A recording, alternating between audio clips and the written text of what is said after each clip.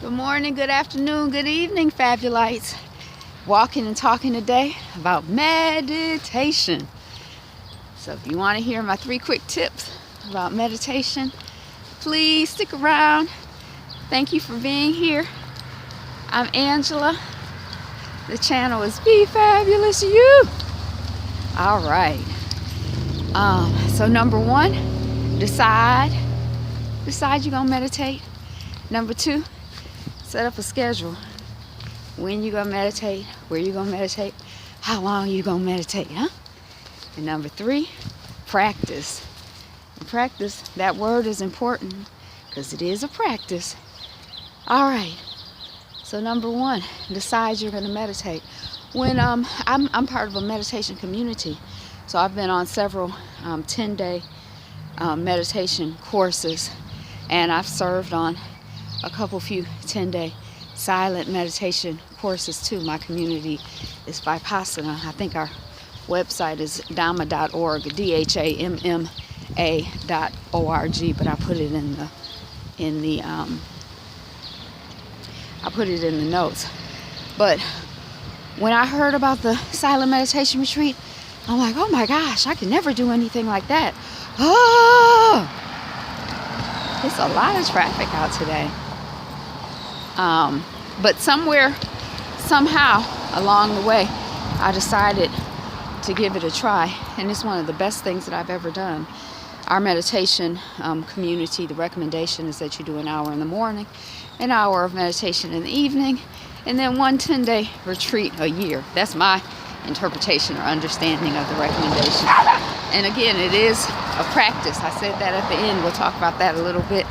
The practice of meditation is not going to be perfect, and we're gentle and compassionate with ourselves as we practice. But I had to decide somewhere, somehow, it came to me that this was something that would benefit me. I was interested in, at the time, I had done some thinking and paying attention to praying, and someone had kind of positioned it as praying is talking to God and meditation is listening to God.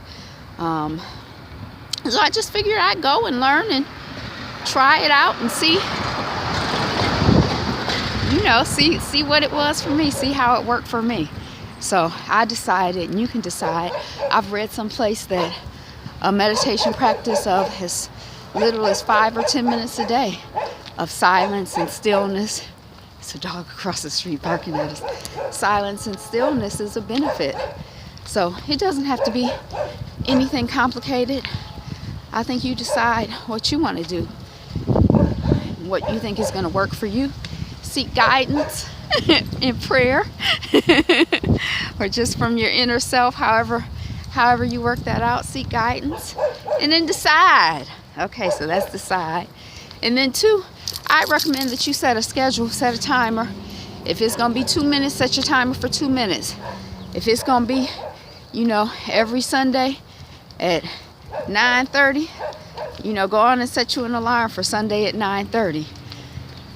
The reason that I like to use a timer is because I find that sometimes when I'm meditating, my sense of time is can be a little bit unusual. Sometimes I might sit down and I might feel like, oh my gosh, I've been sitting for 12 hours, 12 million hours. Now I look at the clock and it's been 2 seconds or 12 seconds or 1 minute or 2 minutes. And then sometimes, on occasion, time flies.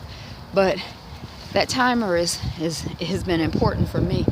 Just kind of knowing, just resting and relaxing in that timer. And then using my meditation time to be alert and aware and observant. Just breathing, being in silence and stillness, and being receptive to guidance, insight, and wisdom from God, from good, from the universe.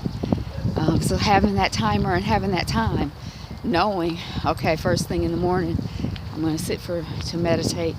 Last thing in the evening or right after dinner or whatever that schedule is, it kind of helps to support you in your practice. So have you a schedule, a time, a place, a situation as perfect as you try to make everything on occasion, maybe sometimes quite often, things are not going to be perfect. They're not going to be what you thought that they're going to be. And that's okay. Just be alert and aware and observant of how you feel when somebody come knock on the door when you're trying to meditate, when your dog comes sniffing and barking around when you're trying to meditate, when your phone rings when you're trying to meditate. And be gentle and easy with yourself. Just observe how you're feeling. If you feel angry with yourself, observe that and let that pass. You don't have to hold on to it. Oh, why didn't I turn off my ringer? I knew I was sitting down to meditate. No, just be like, oh, my ringer's on. And I'm here meditating. I feel a little bit annoyed. And then breathe and go on to the next thought or observation or feeling that you have. And then it's a practice. So the practice is part of the whole conversation. It's not a perfection. So I recommend that once you set your schedule, commit to your schedule at least 10 sittings. So if it's twice a week, then do that 10 times. If it's 5 times a week, that's 2 weeks worth of doing before you evaluate or change it. Just kind of try to rest and sit into your practice. Give yourself an opportunity to actually practice, to try it out, to see what works, what doesn't work for you, see what some of your challenges are, what type of support you might need, what type of information you might need. And I think sometimes some people think with meditation, oh, I'm going to sit down to meditate and then tomorrow I'm going to be levitating. And in my experience, it's a hard do. Just sitting still and quiet, it's a hard do. My mind has wanted to move, wanted to jump up and do this and scratch and move. And, it's stillness is a challenge. So give yourself the opportunity to be alert and aware and observant during that challenge. And let it be a practice. Like, it's not a performance, it's a rehearsal, or it's a practice. You don't have to be perfect. Enjoy it. Find as much joy as you can in it. Relax into it. Be compassionate and kind with yourself in your practice. And just also, I've learned that the practice is really, really important. It's not the results or, oh my gosh, I sat and I had this feeling, or I heard that, or I saw this. But just that, you are practicing, you are sitting. The showing up, on your schedule is a big part of the practice, or it has been for me. So those are my tips. Now my meditation is a silent meditation, so I'm not meditating on a sound or a word or an image or anything like that. I just sit in silence and observe the sensations on my body. That's one part of it. And then another part is that I send loving kindness and compassion to myself and to all beings, to you too, fabulous. But there are lots of different strategies, techniques out there.